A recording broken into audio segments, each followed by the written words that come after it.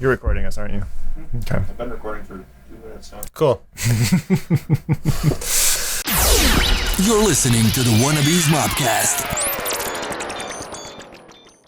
All right, John, so we're at podcast number, I have no idea. No, this would be 5. Yeah. I said 6 on the little sheet thing. Oh. But it's actually 5 because I went back and counted them. 5 is pretty good, though. I mean, that's 4 pro racers and 1 YouTube personality. Like, we're batting 5 for 5, I'd say. Or I don't know how you score batting. I don't play baseball or whatever you use a bat for, but... Yeah, I don't know how that works. Yeah. Can we put it in enduro terms? Yeah. It's like riding on a fresh tire? I don't know. Yeah.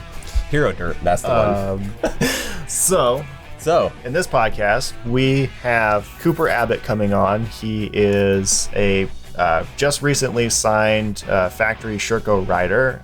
He's coming over Seems like all the good ones are going to Shirco these days. Yeah, hey, I don't know, it's a thing. You might have to try them out. And it's not intentional. Like, we don't keep getting everybody who rides Shirco. Like, because at this point, the only person we haven't had anybody that rides a KTM except for Graham, and he's riding Husky, which I guess is the same thing. But I wonder when Shirco will get bought out. That's the bigger question. But I digress. Yeah. Cooper Abbott? Yeah. So Cooper Abbott's coming on the podcast. He is going to talk to us a little bit about his career and how he got to become a factory rider. Obviously, this is just like news that dropped January 1st, I'm assuming. Yeah, it's all over right January. Now. He said he'd been 1 month on the... Never mind, scratch that. Doing an intro. Yeah. We might be filming this after, but Nicola knows what's up. Yeah. Make us look better than we really are, please. Yeah. No, he's just gonna leave this in and be like, these suckers. Yeah. We still have to publish it though. So anyways. Yeah, so pretty excited to hear, what's going on. We know that he just signed with Shirco, like you were saying, and hopefully he'll come on and tell us a little bit about that. And Cooper Abbott, everybody. Thanks for joining us. Yeah. We're super stoked to have you on. No problem. Yeah, thanks for having me. Stoked to be a part of it. Yeah, cool. So we sent you over kind of the sheet, the doc ahead of time. But basically what we want to understand is it's a couple of things. Like, what's your riding career look like? And then one of the things that really interests us sort of personally and on this podcast is what does the business angle of all of this look like? So, we run a very small business around enduro riding. Unfortunately, still have day jobs for the moment, but we're working on that. But, yeah. You're one of the lucky few guys that gets to do this full time, as far as I know. So we'd like to sort of dig into that a little bit too. I think we've asked this of everybody in like one way or another is like, what do you tell people that you do? Because I mean, obviously there's not very many enduro or like Enduro Cross riders out there.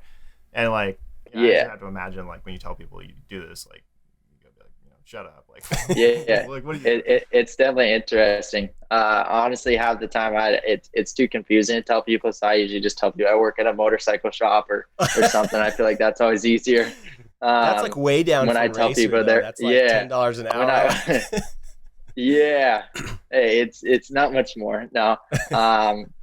It's kind of interesting. I always tell people and have to sit there for 20 minutes or so and try to explain it. And I don't know if they fully get it, but they get it a little bit. And yeah, it's definitely a unique job and something I'm super happy to be able to do.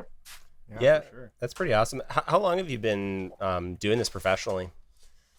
I think so. I believe my first professional year would have been, I want to say 2015, 2014, 2015. I think it was 2015. So in Florida, in 2015, it was the first pro main I ever made in Enduro Cross. And then that was kind of when I guess you could say I went pro.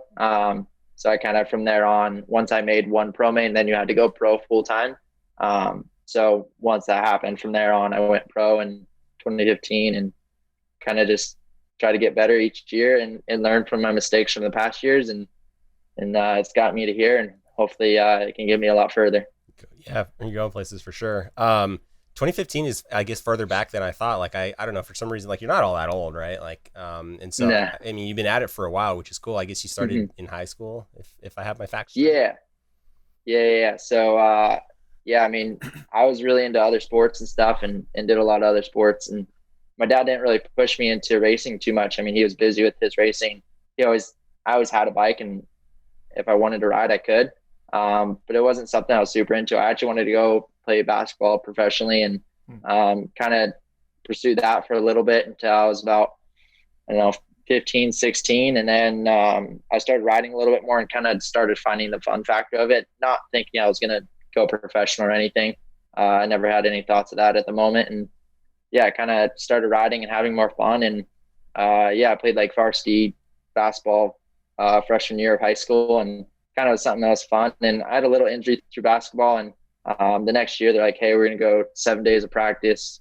You either got to choose basketball or dirt bikes. You're in or out. and at that time I was starting to have a lot of fun riding dirt bikes, and I didn't want to give it up fully. And I'm like, man, the odds of me going and playing professional in the NBA is pretty slim.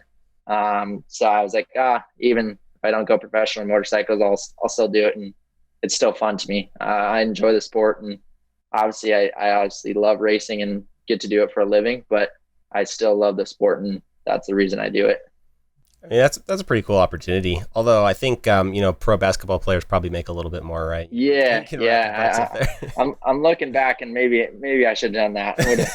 Would have been able to retire maybe a bit earlier. I think you're having more fun though. Like, I don't know. I never really played any team sports, but I have a ton of fun riding. I can't imagine giving that up. So for sure. No, I have to ask. So you wanted to play basketball, but are you like over average tall? I mean, because I have like I'm 6'2", and I'm wondering because like I have a hard time setting up the bike because I'm a taller rider. Yeah. And I'm just kind of wondering what you. Yeah, I have a bunch of questions around that if you have. No worries. I mean, I'm not over average, super tall, I guess. I'm pretty close to 6'2". I'm probably right around 6'2". I'd be short for a basketball player, so. But for a dirt bike guy, I'm not too bad. So helps have some longer legs. So that helps dabble in the rocks and hopefully keep the feet moving. I'm jealous. I can't reach the ground. So I'm not even that short. I'm 6'8", but I still can't reach the damn ground. Yeah. It's all how the height is distributed. Yeah. We don't talk about it depends on where your height's at. It helps. The longer legs on the bike, at least it makes more of a difference. So. Yeah. Okay, so I have then one question before we move on from this, and that's, is there anything that you do specifically? I was going to ask Cody Webb this question because I know he's a taller rider, but is there anything that you do specifically to set up the bike for your height? Because I find that like, I'm like hunched over the bars, and I don't want to put bar risers on, and like I kind of look like a like monkey, like kind of riding the bike, and just kind of wondering what you do with that. Yeah, for sure. I've always ran like a lowered peg. So it's like, I think 5 mil back and 5 mil down, just to lower that center of gravity, and it helps weight the bike a little bit more going through the rocks. Makes the bike feel a little more planted. I haven't ran like super tall bars. I'm not big on like bar risers or any of that. Cause I want the bike to corner obviously, but I have ran a little bit taller bars compared to most people, just for the comfort wise. But I obviously don't want to take away from the cornering and stuff. Now we're running Odi bars, which, so I have one of the taller ones of the Odi bars. So, I mean, I have opened up, I guess, the cockpit a little bit compared to, stock, on any bike, even from the KTM to now the Shirco. Just try to open it up a little bit.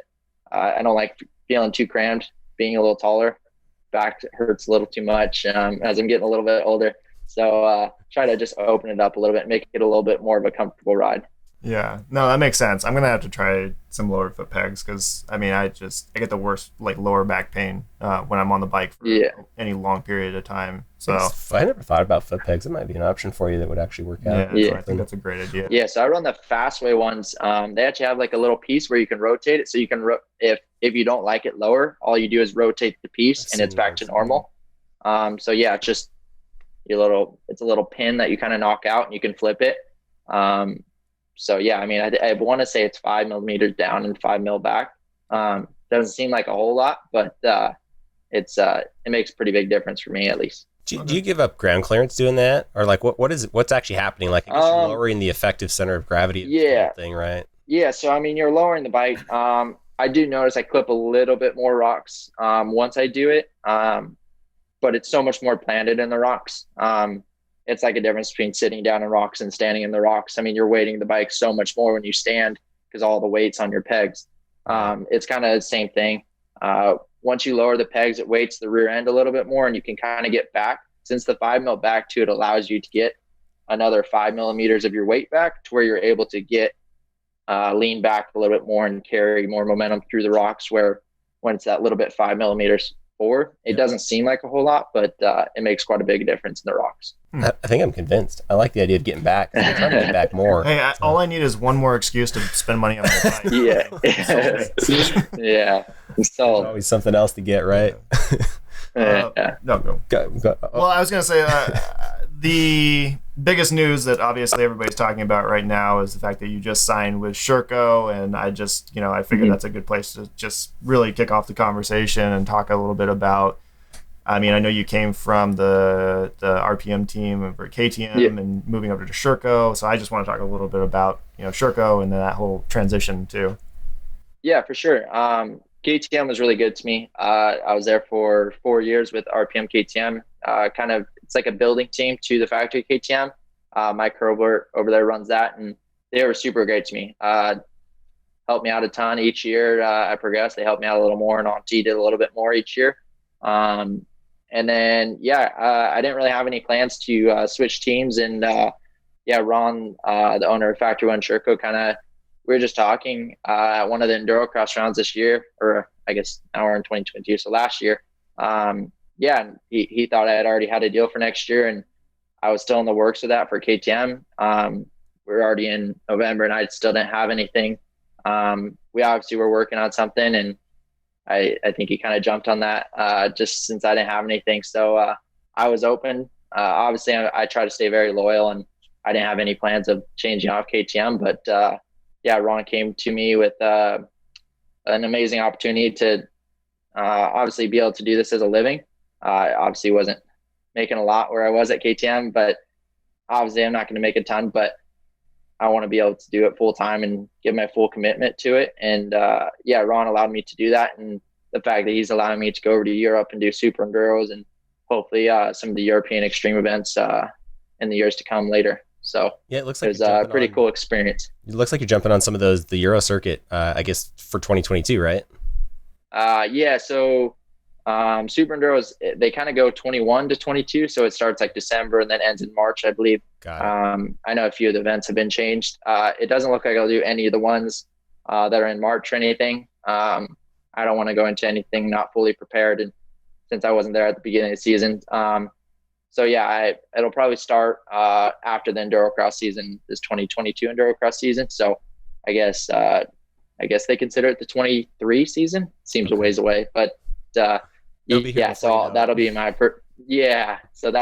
my first time for super enduros and stuff. So nice. We'll see how that goes. So when you sign as a factory rider, is it like a multi-year agreement, or is it just like year by year? How does that work? So my KTM one was just a year by year. It varies. I know some athletes sign multi-year. My deal with Shirco is obviously a multi-year, and I didn't want to switch for just a 1 year. I'm very loyal, and I don't want to go somewhere for 1 year and then be back or whatever it may be. So I like making sure it's long-term deals and figure out from there. So my plan is to be with Shirco for a good amount of time, and we'll see if we can. I'd love to stay with them for my whole career and have a nice long career. And we'll see. So we'll keep racing as long as we can and see where it takes us. That's awesome. I mean, right up into your 40s like Jarvis, right? Like, just go forever. Yeah, honestly, I try to be smart with my training and do all that. Been lucky enough not to have too many injuries, and I think that's a key part of going a long ways in training and racing. I'd love to go as long as I can. I enjoy the sport. I don't ever see myself not enjoying it. I'm just an enthusiast at heart. So I pretty much watch every style of racing, whatever it may be, and as long as I can do it, I'll try to make it happen. That's awesome. Yeah, it's very cool. So it looks like we've actually interviewed a couple of people who so Cody Webb and Anthony Johnson, right, both pull over to Shirco. They're like owning the sport at this point. They're grabbing some of the top guys. What's going on? Yeah, are they that good? Yeah, are they that much better? I guess is the question. Should I be buying a Shirco? So they're definitely amazing bikes. I'm pretty sold on them now.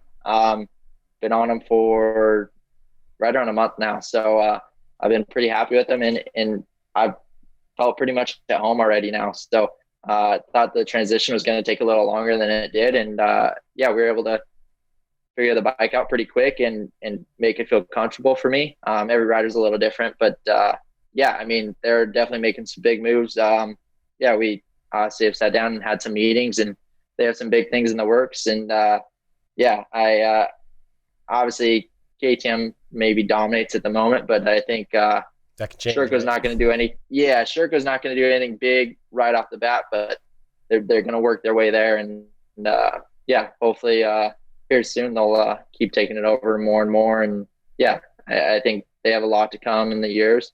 So we'll see how it goes. Hopefully I can be a part of it. Cool. Yeah. KTM needs some competition, and as much as I love them, I mean, I own my KTM. Listen, competition's only going to make them better bikes, so I'm fine with that. Yeah, for sure. Yeah, KTM are great people. Now that you've had a little bit of a chance to like get comfortable with the bike, like what are you noticing is kind of the biggest difference? Yeah, for sure. I've actually spent most time on the 2-stroke, so I haven't spent a ton of time. I think we spent like 2 days on the 4-stroke. Since the Extreme Series is coming up, I've just mainly been on the 2-stroke. I've been super pumped. So my first year on a 2-stroke, even on KTMs, was 2020. So I don't really have a ton of time on the extreme side and 2-stroke stuff. So my first year was on a TPI. So I'd never even had a carbureted other than obviously when I was a little kid. I mean, the carburetor is definitely a big change. But honestly, I've been really happy with it. The lower end power has the lug, and it's been really good. I really like the KYB suspension, the ride shop. Johnny Wiseman's been dialing in that stuff, so it's nice since he is a suspension guy for the team, and he's only about 30 minutes from me. So nice. So it works out well. So so we've been testing, and so hopefully it'll help both Cody and I and the whole rest of the team out and kind of get a really good setting. And I think we have a really good base so far, and overall the bike's really good. The pull out of the corner, that little bit more aggressive with the carb, but at the same time it has that much more lug. So it's been really good, and I think I'm learning it more and more each day I ride it. And overall I'm super happy with it, and should be a good year. If your Instagram profile is any indication, I mean, you're doing just fine on that bike. It's pretty easy to throw around, so I've been pretty happy with it. I think Cody had the same kind of thing to say about it. You know, he also mentioned suspension tuning and doing some testing, I think. Well, he mentioned having to like go up something that he had tried on his KTM previously, and he made it up it just like it was nothing, you know, and kind of had to go back down and turn around and try it again just to see if he was, you know, dreaming or if this was reality. And see if it was first timer's luck. Right. Wish I could get some of that. I don't think Cody has any first timers luck anymore. No, he's pretty talented, so I'm pretty happy to have him as a teammate, and hope I can learn a few things from him, as he's got a lot of experience. So that's awesome. Try to learn from him. And wasn't he on the RPM racing team as well before he was factory KTM? Yeah. Okay. I don't remember what year he was on, but he actually won I think the Enduro Cross Championship on the RPM KTM team. Obviously I think he had a lot of support from factory KTM at the moment. But I think that spot was filled, I think, with Taddy or something at the moment. So, And you guys didn't maybe there at all? Kind of. No, So I've always obviously just racing off road. Everybody's pretty close, so I always had a good relationship with Cody, and I obviously talked to him prior to this whole deal and kind of got his thoughts and everything. And so he was fully on board for me coming on, and so I'm super happy to have him as a teammate, and should be a good year. That's awesome.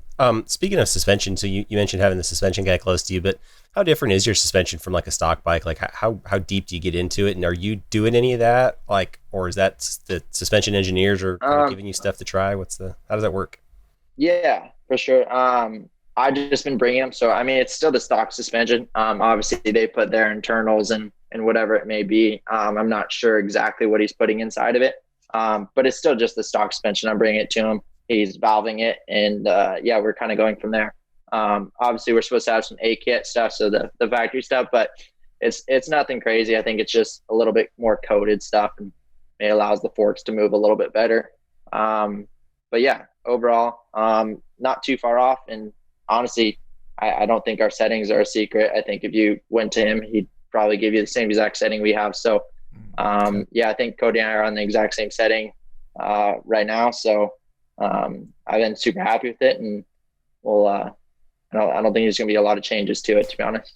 Nice. The longer we do these podcasts, we ask guys like, "What are you doing to your bike?" And then like this The more expensive us. Yeah, the area where we can say like it's the bike and not me is getting smaller It's and disappearing. smaller and smaller. I can't just like spend more money. Yeah. Although suspension's a big thing. I don't think either John or I have done much in the suspension side, and just recently it's come up a bunch from some of the guys that we ride with that are like semi-pro locally, and they're like deep into the suspension and loving it, and so yeah.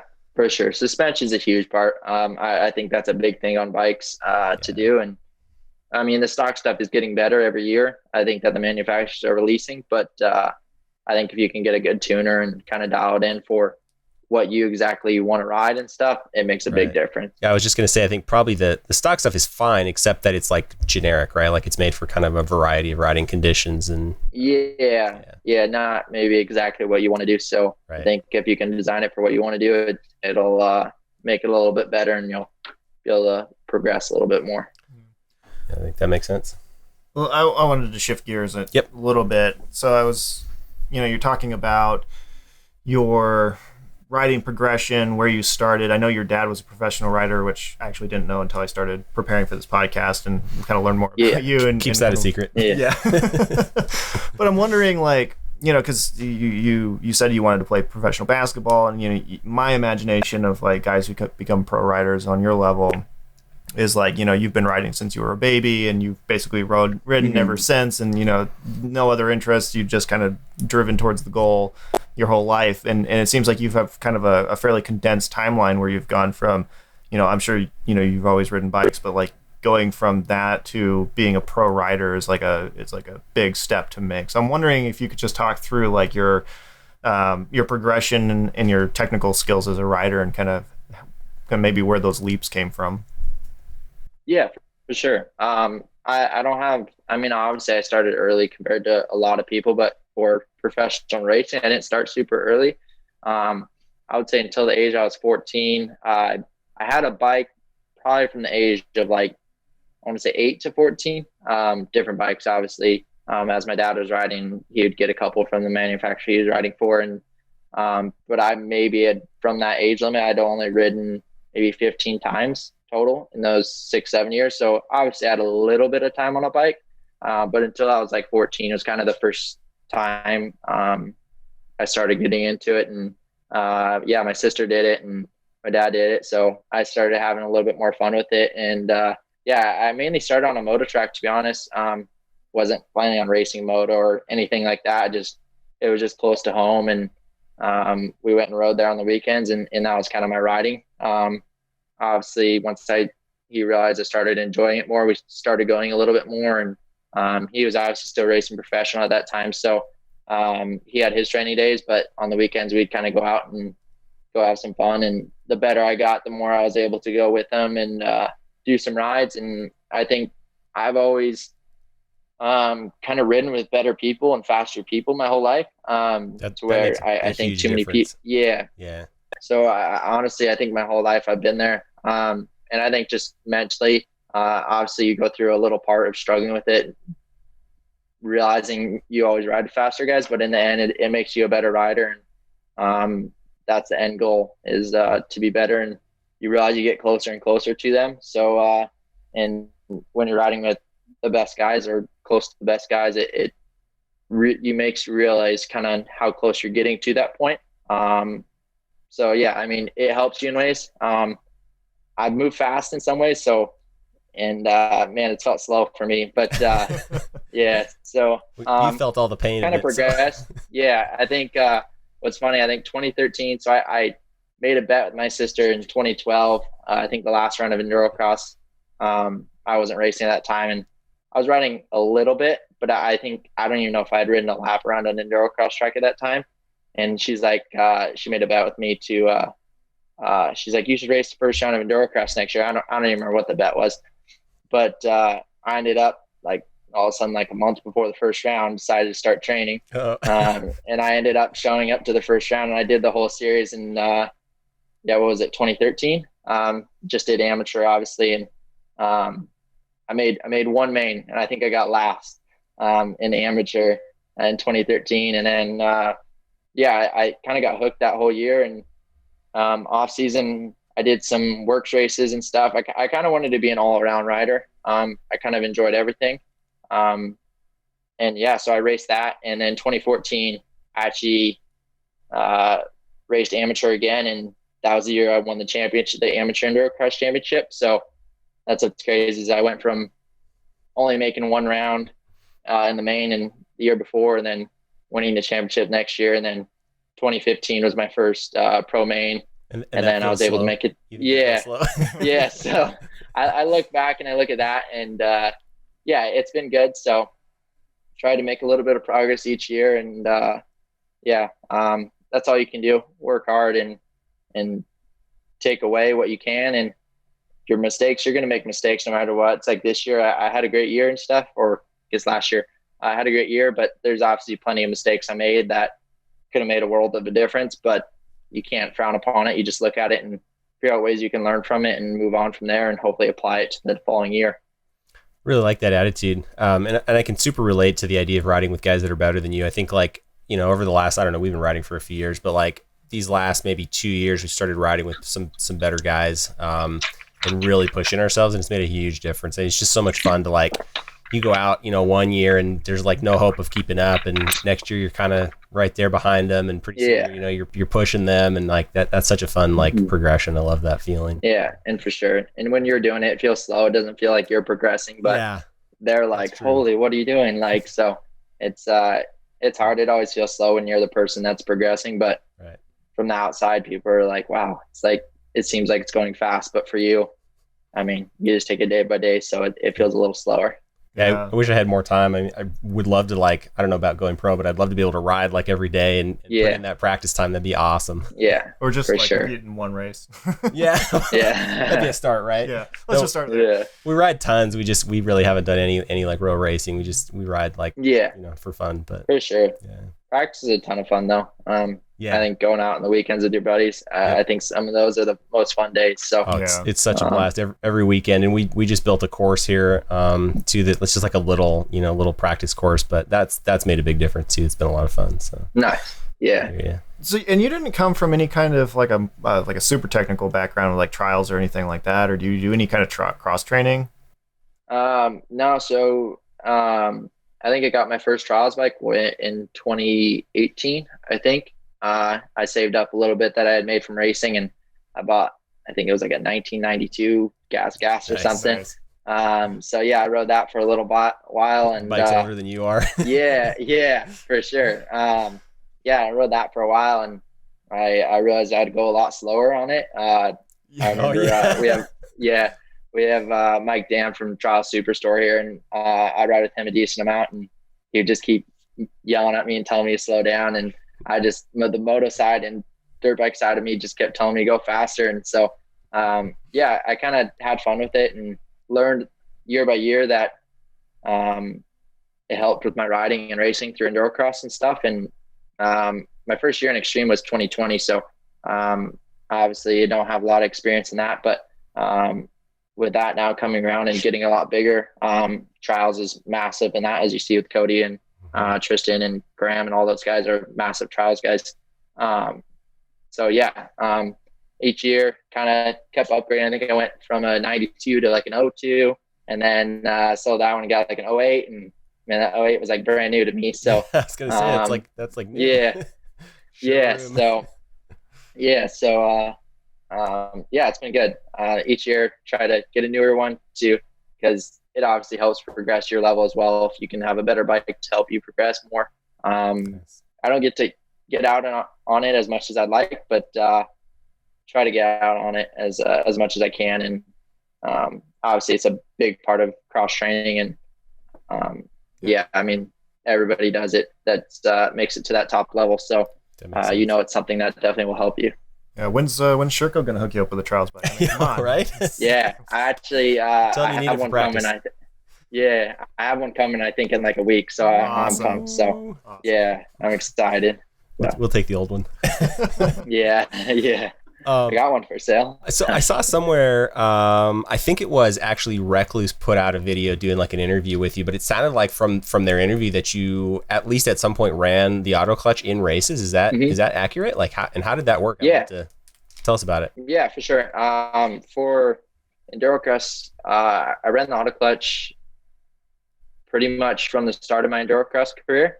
Kind of my dad had ran it, and I just kind of got his hand-me-down clutches and ran those. So kind of got used to it, and they made a lot of progress since then. And obviously Austin from Recluse, and they've done a lot of testing with us to try and help make them better for Enduro Cross and the harder, because obviously you're hitting things a lot harder now than we kind of used to. Right. So yeah, we kind of helped progress it. And this last year was the first year I didn't run one. I ran their torque drive still, but all other years I ran one. But no, I was super happy with it. I always kind of practice with the regular clutch, just a torque drive. And then at the races, I would have an auto.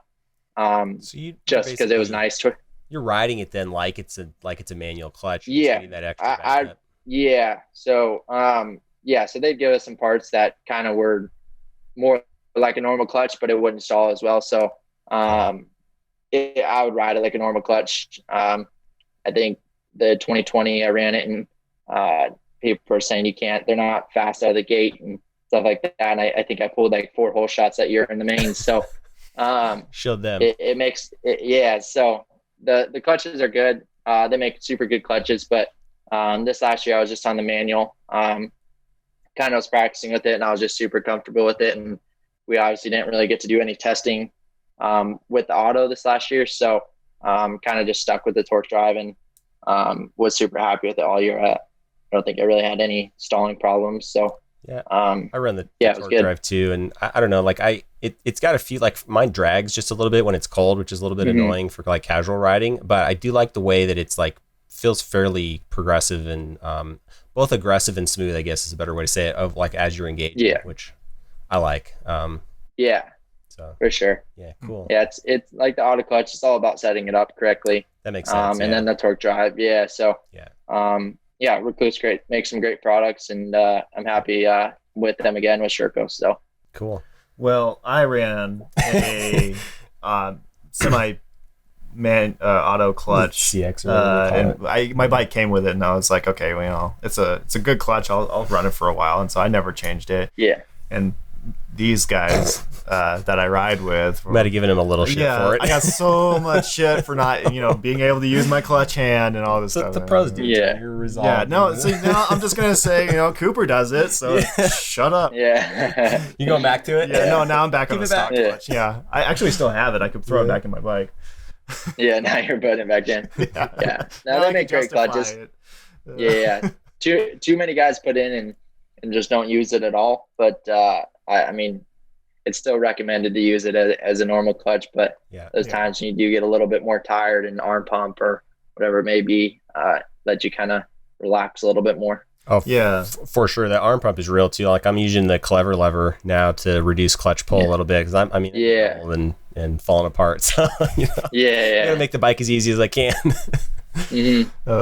Cool. Well, yeah, no, I really liked that about the Recluse, and that if you ever did get stuck somewhere, it was nice to just not have to worry about the clutch as much, and you weren't gonna send the bike off a cliff or something stupid. Yeah. That never happens. What you're talking about. Speaking of sending the bike off a cliff, one of the questions we always ask is for a good crash story. I was obviously looking back on Instagram, and I noticed you've had some injuries. Of course, everybody who rides a dirt bike has at one point or another. So we have some trolls come out the other day on Instagram or YouTube or something. We're like, that's why you don't ride a dirt bike. Yeah. Okay. Yeah. Sure. But yeah, no, I want to have you had any injuries in the recovery from that? I'm just kind of curious to kind of know that side of the story as well.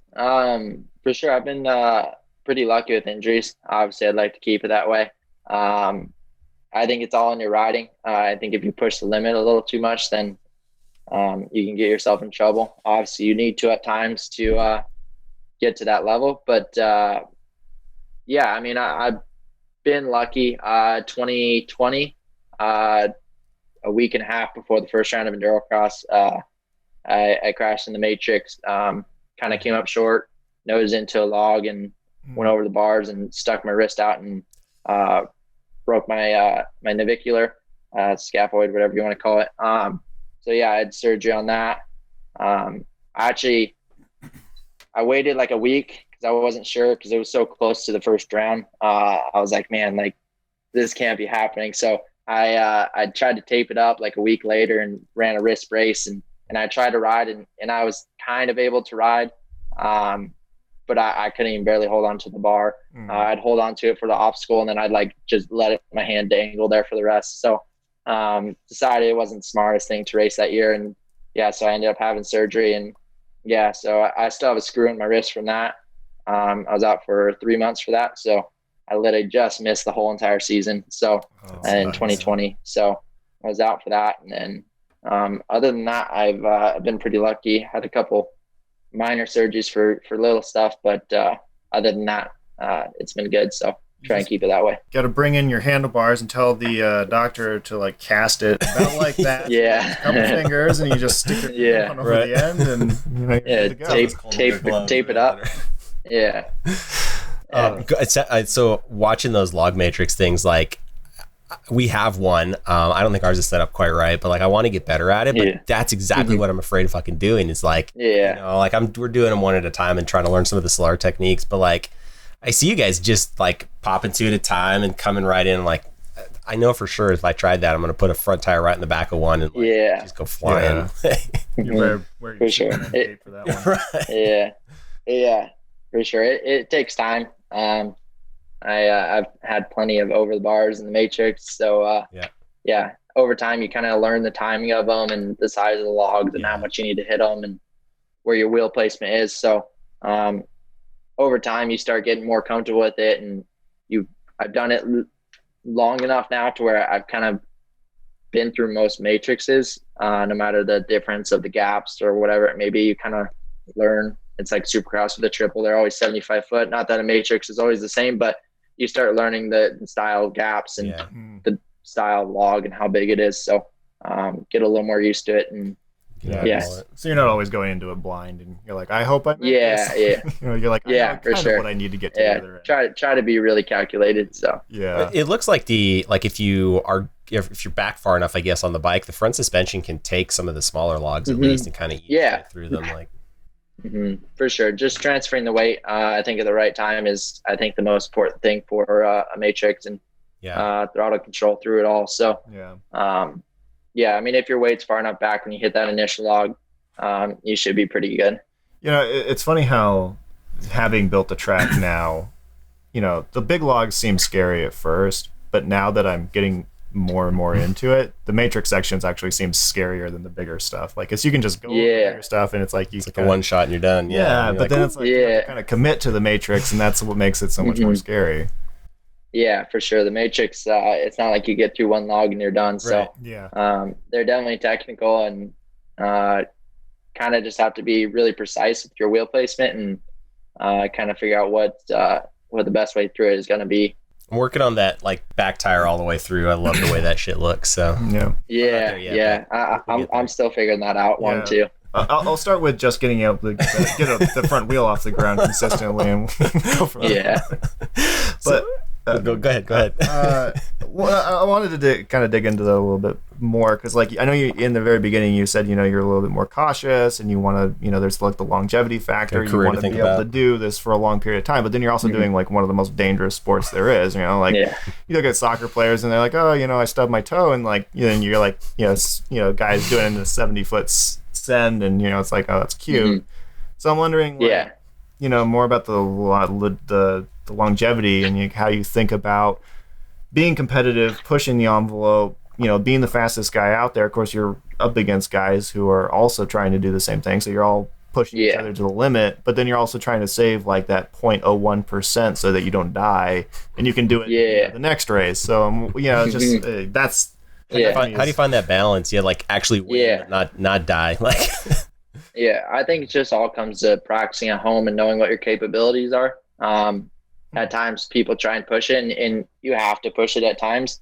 But I think it's knowing how far to push that capability and what instance you need to push it. Obviously in Enduro Cross, people always think I'm like the guy that jumps the stuff. And obviously I come from a moto background, so it's a little more at home for me to jump a couple of obstacles and stuff like that. But it may be scary to some, but I think it's just everybody's comfort zone. With my stuff, I'm always been a pretty calculated person with what I do and riding and racing. Sometimes I back it down a little too much. I've been known for that in extreme and anything like that. So yeah, I think knowing when to push it and when not to push that limit is it's a hard thing to figure out, but you kind of learn it over time. And over the years of racing and practicing, just trying to practice what you know and push that limit in practice, and then so when you go to the race, you kind of know what that limit is.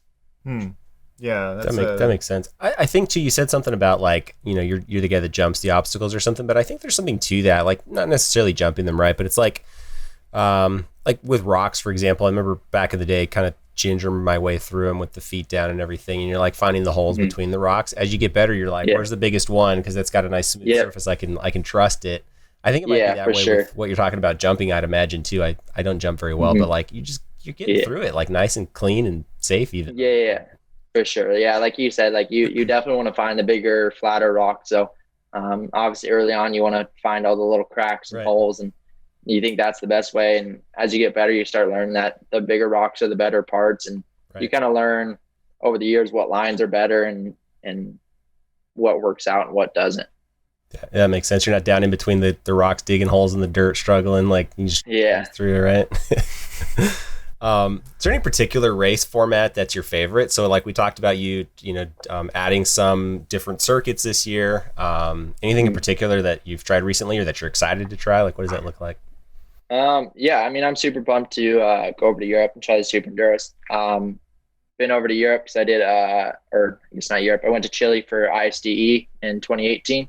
So I was able to do that, but yeah, I'm excited to go over to Europe and do those Super Enduros. And yeah, I've always enjoyed Enduro Cross. That's kind of been something I've been a little bit better at over the years. But with this new Shirco, I'm excited to do the extreme and see where I can progress there. I feel like I can make a lot of progression this year in that series. And yeah, we'll kind of see as the results come over the rounds. And yeah, it should be good. Is there any real difference in between the Super Enduro and the Enduro Cross we have here in the States? Is there?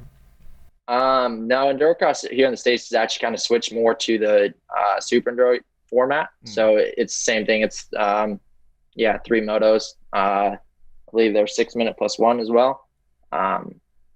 Pretty similar. They have like the Super Pole over there, which is just qualifying, and a couple little differences. I haven't been through one yet, so I don't know all the little details of it, but for the most part, just looking from it from the outside, it looks pretty close to the same. It seems tracks are quite a bit different, a little bit tighter and technical, but yeah, I mean, format's pretty similar. Okay. It seems like the skill set is somewhat similar too. Is that accurate? Like same kind of things are going to help you win? Yeah, for sure. As you see, like Cody, Colton, they won championships over there, and they're obviously winning here. So skill sets are pretty close to the same. You kind of can take the same things from over here to over there. And obviously, since I haven't done it, I'm sure I'll learn some things over there that can help me here, and vice versa. So, or maybe like you're exposed to a different crowd. Maybe that could be really interesting. Yeah, it's just do some networking, learn from some other riders, right? Like that seems exciting. For sure. It'll definitely be different with the European crowd. I heard they get into it pretty good. So, so we'll see how that is. And yeah, obviously there's a lot of good guys over there with Billy Bolt and Johnny Walker and Manny Lettenbichler and all those guys. So fresh new competition. So we'll see. Raced a little bit against them on extreme, but obviously in extreme, I'm not to their level by any means. So still learning on that side of things, but Enduro Cross, we'll see what we can do against them. Yeah. Nice. Very cool. So you're going and doing the hard enduro races as well as the Super Enduro? Is that Yeah. okay? That's actually really cool. It's just like a dream of mine to go, run the Romaniacs, and it's just if nothing else for the scenery, I'm just not gonna keep up. We'd make it 3 miles or something. Yeah. No. I don't know if I'll do Romania. I don't know if I'll do a lot of the European extreme races this year. Possibly next year, but we'll kind of see how the extreme races in the States goes, and then hopefully kind of progress over to the extreme stuff in Europe and see what we can learn over there. Have you done any of the extreme stuff here in the States already? Yes. So in starting in 2020, I did a couple in 2020. And then last year, I did practically the whole series, the whole extreme series in the US. So I think I missed 2 rounds. I think I finished 7th or something in points. So it was all right. I made obviously a lot of mistakes. That's how you learn. Hopefully, hopefully I'll learn from and be better this year. So we'll find out. Do you have a preference? I mean, obviously you haven't fully gone into the extreme stuff yet, but like, things you like more about one than the other. Do you have a kind of like a preference overall? Yeah, for sure. I think I have obviously just a lot more experience on the Enduro Cross side and fits my style a little bit more. Obviously I'd probably have to pick that a little bit over the extreme stuff, but I think riding the extreme stuff is more fun to me. It's kind of a weird thing. So riding the extreme stuff, like practicing all that, is more fun than practicing Enduro Cross. But the racing side, probably racing Enduro Cross is a little bit more exciting and more fun than racing extreme. So it's kind of give and take with both of them. So they're both fun and kind of similar, but so different in so many ways. So it's definitely an experience for both of them. That's super interesting to hear. I want to switch gears just a little bit again and talk about sort of your life as an influencer. So obviously you have a decent Instagram following. I'm jealous of it. No, not gonna lie. But what's that like? What motivated you to start that? We kind of have a theory that anybody who's doing anything like serious these days kind of has to promote themselves somewhat. It seems like you're on board with that. Yeah, for sure. I think my dad kind of let me know, or like towards the end of his career, it started becoming a bigger thing. And obviously he has a decent following. So I think I gained a decent amount from him. Just them being around him and obviously being his son and stuff. And then honestly, I'm not a massive fan of social media. If I didn't have to have it, I probably wouldn't. It's a little bit annoying sometimes, isn't it? Yeah. Totally hear you. I mean, I think because I post a lot, I guess people think I love it, but honestly, for the sponsors is a big part of it, and for racing, it's obviously a massive part for exposure and all that. It's a great part for all the sponsors, and I just try to keep content and all that. I honestly don't take a lot of videos and photos and stuff like that when I ride. I kind of just ride and finish riding. So there's some days when I'll just go spend like a day just doing videos one day, just so I can collect a bunch of stuff and run off that for a while and then kind of get back to my normal training. So that's kind of more what I'll do, just to kind of get some stuff. So it'll kind of look like the same for a while, same gear, same all that for a while. So just because it's all mostly from the same day. I do. I'm like, I'm in the same gear again. But That's an interesting approach. I could see that working out. But I totally hear you on the I don't think John or I are big consumers of social media. Like, we don't spend a ton of time like browsing Instagram or YouTube or whatever. But obviously it helps you, grow your brand and your business. So I'm like all about posting and creating an audience and like working with that audience and kind of nurturing them or whatever. But not a big consumer. Yeah, I mean, it gives you good access to great people. I mean, like, obviously, if we didn't put the effort in on Instagram, we probably wouldn't be having this conversation right now. And it's always been kind of going into this. I never really thought, to me, it always seemed like the benefits of social media were so apparent, right? Where like for a professional rider, you have like this opportunity to directly access your fans and kind of gain this access to them. But then it's like, and kind of talking to some of you guys, we've kind of discovered that it's like, no, you guys just want to go ride, like that's what you're doing, and then social media stuff is kind of like this maybe a burden. I don't know if I want to quite call it that, but like there's definitely not this you know, it's not what you would expect. I think it's not why you're doing it, For right? sure. You're not like an influencer Yeah. just to be on Instagram. And then there are influencers Yeah. who also ride, which is, you know, and that's like a whole other thing. But it's not like the pro racer guys seem to be very much, you know, pro racers. Let me go ride. Yeah, let me get on my bike and it's needed for what we do, but obviously it's not our favorite thing to do, I guess you could say. What about We'd YouTube? rather be out on our bike. What about YouTube? It looks like I didn't see a YouTube channel for you. If you have one, we'll definitely throw the I don't have a YouTube. Okay, fair enough. I don't know. If it gets to the point where I have to have one, I guess I will. One more thing to keep up with. Right? I'm not super into the vlogs or any of that. Obviously, I'll watch some people, just whoever may do it and stuff. A lot of the European guys do it, but that just seems like too much work. I'd rather be having fun on my dirt bike and enjoying time at home and stuff like that. So I'm not super tech savvy with doing all the YouTube videos. Never even posted a YouTube video, so I don't even know how to do that. So I don't know. That's very fair. Yeah, some people enjoy it, and obviously, I don't know. I guess I'm pretty private in some ways, so I'm a pretty quiet guy. I guess, I don't know, maybe some people say I come off different, but I'm just pretty quiet. I don't say a whole lot. Try to obviously always be nice to everybody and do my best, but I don't know. I guess I live a pretty private life. So although I post a lot, but I don't know.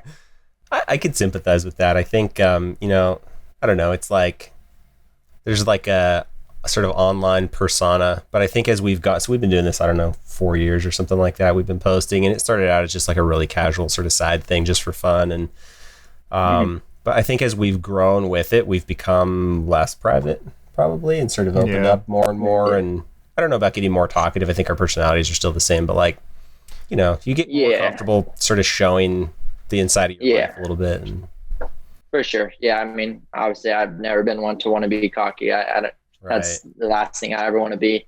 I don't think that really gets you anywhere. I think it's better to be a down to earth kind of person and more approachable and kind of just be able to walk up and have a conversation. I guess people know a lot about my life, but at the same time, I kind of keep it quiet, and people see what I do for a little bit of what I do for training, I guess. I'd say they maybe only see 10% of what I actually do for training. I don't know. Yep. I kind of keep that on the down low a little bit. So that's fair. And the results speak for themselves. I mean, everybody can see you know how to ride bikes. I mean, trade secrets. I mean, right. You gotta keep the secret sauce for sure. hidden away. Obviously you have to support the people that help you, and have to post about them, which obviously I want to do that, and because they're obviously everybody that's been a part of my career has helped me get to where I'm at. So you obviously have to thank them, and social media is a big part of that. So for their business as well. So try to advertise them as well as you can, but kind of live your life as well. Yeah. Yeah, so that makes sense. This one's going to sound like a stupid question, and no worries. Not sure if you even want to say it. Like, John, there's no stupid questions, only stupid people that ask them. But yes. Now go. With that set up, I'm just wondering, like, what does, you know, the career look like? I mean, obviously you're doing this now, and is that like kind of the only plan? You're just going to push the moto thing as hard as you can for as long as you can, and you know. Yeah, for sure. Obviously for a little bit while I was with KTM, I was looking to kind of like the fire department, because I wasn't sure where racing was going, and obviously I enjoyed it, but I wasn't really making money or anything the past couple of years. So I was kind of getting to the point. It's obviously not a massive money maker by any means. Obviously it was something I wanted to do for a living, but there's not many guys that get to. So kind of was looking into stuff. I don't want to be a guy that all of a sudden your career's over and that you have nothing to do after. So I've always kind of had a couple little side businesses and stuff that I've kind of kept a secret, and I worked with some friends and done some little stuff on the side just to have a little secondary income. Don't have any like set business or anything like that, but try to just be smart with my money and save it when I can, and use it on things that are only going to help me, and create a better life for me and my family. And so It's that's cool. yeah. What about, so let's say you ride, let's say you pull a Jarvis and you ride till you're 50 or whatever he's headed at. Any thoughts about like what would come next after that? Like, I'm wondering sort of, not that, I mean, obviously that's a few years out, so it's kind of hard to say, right? But like, how do you sort of build that future perhaps, or are you even not like worried about that yet, which is totally fair? Yeah, for sure. I mean, obviously you don't want to think about it, but at the same time you need to kind of think of a future. Nobody wants to retire, right? When racing is, nobody wants to ever be done with it. Right. Have to work a normal 9 to 5. So, have a rough little plan, kind of try to chase this as long as I can. And maybe as things get closer to maybe seeing the ending, kind of more finalize some things that maybe I want to still achieve, or things I want to do with life and stuff. So don't have anything set right now, obviously. Have a few years with FactoryONE Shirco and try to pursue that. And obviously I enjoy the sport, and I'd like to stay within living the dream for the moment, so don't give that up anytime soon, obviously. It's definitely pretty awesome. Dream for the rest of us.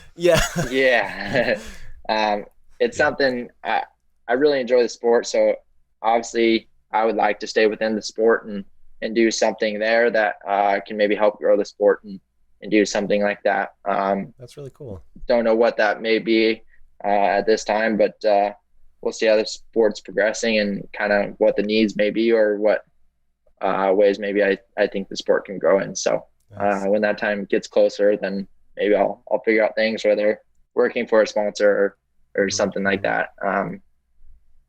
We'll see. I guess there's a lot of stuff that you could potentially do. That's a really interesting concept. I mean, there's like working for the teams, right? Or coming back in doing trainings or bike setup. There's all sorts of stuff, right? Like, hopefully with FactoryONE Shirco, I mean, they're definitely making some big leaps and bounds and with everything. And we've kind of talked about some future stuff with him. And obviously it's a long ways away, and relationships change and stuff. But I try to stay pretty loyal and keep a good relationship. And Ron and I's relationship has been really good so far.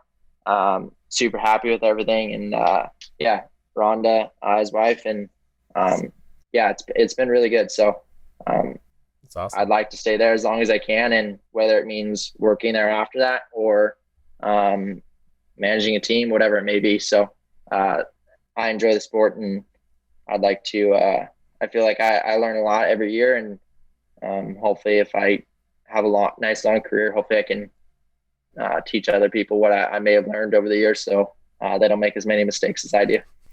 That's cool. I wanted to really quickly ask you, so I think you started racing professionally while you were still in high school. Is that correct? Yeah. So all I did in high race school was professionally. Play video games. So I'm wondering how you even passed. Like, how'd you manage? Barely passed. So we'll go with that. That's fair. C's get degrees, or whatever they say, right? I had a lot of absent days. Teachers weren't too happy. They're never happy. Let's be honest. So no, I mean, I went through regular school. My parents were never going to homeschool me. I was never a very social kid. I literally wanted to go to school and wanted to go home and ride my bicycle, play basketball, ride my dirt bike, whatever it may have been. But I was never like that super talkative person in school. So went to school, got my work done, and kind of went home from there. But I graduated high school, but haven't done, was going to go to college and stuff. And then racing started taking off a little bit more from there. And so kind of been pursuing that for a while. So obviously don't have any college degree or anything, but I went to normal high school, and went all 4 years there as just a normal public high school. But nothing College from college. College can't wait. I made the mistake of going. You're not missing much.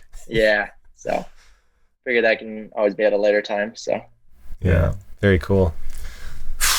Running out of questions. I did have one more. I wanted to, I mean, obviously we mentioned, and probably pretty much everybody that's going to watch this is going to know that your dad was a pro rider for a lot of years and did really well. And I just kind of wanted to know more about that. Like, I mean, what is it like kind of growing up with somebody who's, made a career riding dirt bikes, and it's obviously won a lot of championships, and then obviously I heard you guys you raced against him in the X Games and that whole story. So I just wanted to, maybe that's That a good sounds place wild, to yeah. wrap it up is just kind of like maybe the kind of passing of the torch and how that whole thing worked. Yeah. He hasn't passed the torch yet. Maybe he's kind of still He's still fighting you for it. Yeah. No, yeah, it was pretty awesome. Having him as my dad, and I learned a lot just from watching, and he's obviously been through a lot, and he made a lot of mistakes in his time. So he's tried to teach me as much as he can. Some things you can't teach, doesn't matter what it may be. You just have to make the mistakes yourself, and you'll learn from there. I'm learning that. But no, it's been really good. Yeah, we went through that stage. Yep. I went to that stage. He didn't know a lot during a certain time. Right. So right. yeah, I thought I knew everything. So no, but I think it's hard having your dad as like kind of, I guess, your main trainer and stuff at times, because you have that relationship of dad trainer, like whatever it may be. He was never super pushy as I was younger and stuff. Always had a bike for me if I wanted to ride, and yeah, never been super pushy about anything.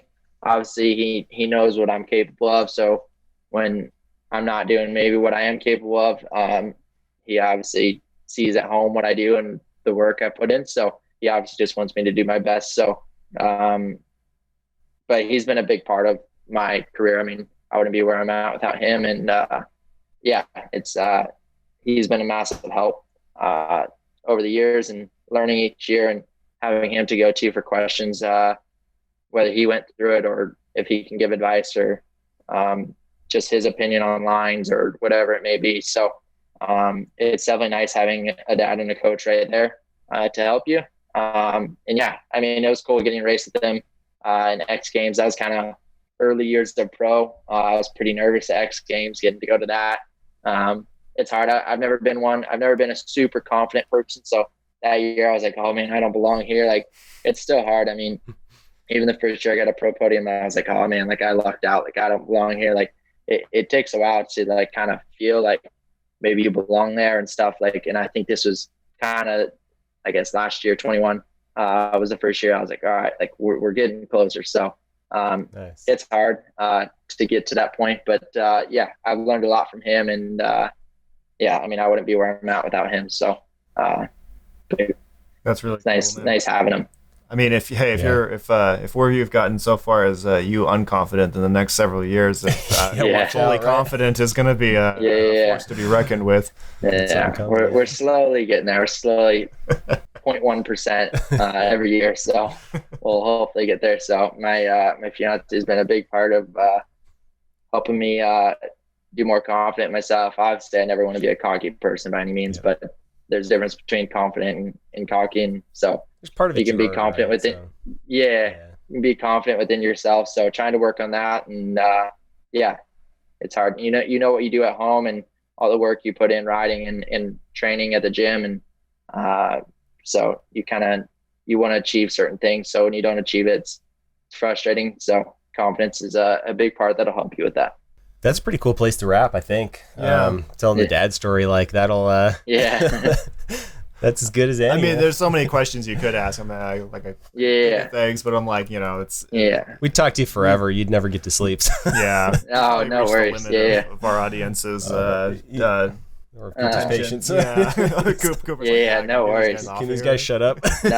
No, it's been good. I've been super happy to be a part of it, and it's pretty awesome to kind of share a little bit of what I do, whether it be with my training at the gym, racing, whatever it may be, and kind of filling out a little bit more of my life, I guess. Yeah, we love it. I mean, there's so many guys that we ride with. I mean, we didn't start riding early in life, and but we love the sport. It's just like something we do as a passion, and it's like it's just so cool to be able to learn from the guys who are just really, really good at it. And obviously, we really appreciate you taking the time to talk to us and just a little bit no worries. Thank you for having me. Your experience. Now we got to go buy foot pegs apparently too. Yeah. So there's that. Yeah. Every podcast, one more piece of gear, something else to buy. Maybe Fastway will give me a little percentage. There you go. Definitely. There's going to be an affiliate link. Figure it out. Yeah. No, they're good people over there at Fastway and Promotability. So yeah, we have some of their stuff on our bikes already, I think. Yeah. So they make good products. So I'm sure you'll be happy with them. Cool. Well, man, it's been awesome. Had a ton of fun chatting with you. Really appreciate you taking the time. Hopefully we'll have you back on at some point in the future when you're even bigger star than you are today. Yeah, hopefully. That's the goal. So well, I don't need the fame or anything. I just want to ride my dirt bike and try to win some races and championships. And that's awesome. Yeah, we'll see where it takes us. So thanks for having me on. And hopefully the viewers like it, and hopefully be on another time as well. Awesome. Cool, man. Thank you. Absolutely. Take care. All right, sweet. Thank you. We should outro. An outro. That's a wrap, guys. That was Cooper Abbott. I'm really stoked to hear that John and I now have to go spend more money on yet another part we never thought of for our bikes. Apparently lowering foot pegs are the thing. Cooper Abbott confirmed it, although he's not the first guy to tell us. Who else runs lowering pegs? Some of the guys we ride with this last weekend had them. I think one. I don't know. Shout out to Jamison. I think he runs them. Does he? I think so. He was talking about it. Anyway, every time I talk to a pro racer, I got to spend more money to try to catch up because that's how it works, right? But apparently, we can get our suspension done like them, like Cody Webb. Yeah, we can just go get them. Let's just run out to Arizona and get the same setup as. I mean, I have friends out there. Fuck, we owe helmets to many bikes. Yeah. Right. Shout out to many bikes. We'll bring your helmet out, and we're gonna get some suspension work done. Apparently. Yeah. Because that'll be cheap and affordable. Yeah, it's right inside our budget, right? Yeah. Can the podcast pay for it yet? No, I don't think we're there. A couple more pro racers, right? Bring Jarvis. Speaking of paying for things, right? How do we pay for things? Yeah. All right, so we got these GoPro chin mounts. This is actually a really old one that we could probably update. It's an antique. That's why it's on the wall. This is one of the first GoPro mounts we ever made. This helmet, by the way, I broke my back wearing this helmet, and I retired it. But that chin mount survived the accident and survived the tumble down like a 100-foot hill. There's a video. It was like end over end over end over end. It was epic. And this is the same one? That's the same one, dude. It's not going anywhere. They're super durable, and we're in the process of coming out with a rubberized version of these things. So they're super flexible, and they're going to be virtually indestructible. This is how we support our channel. We say virtually because you'd have to burn them. Like you could run over with you could throw them in the fire, and that would probably be the end of it. Yeah. But at that point, you're pretty screwed. You're not worried about your GoPro anymore. Yeah. So check these out. They're on our website. There'll be a link in the description below. Buy them out. And thank you for watching.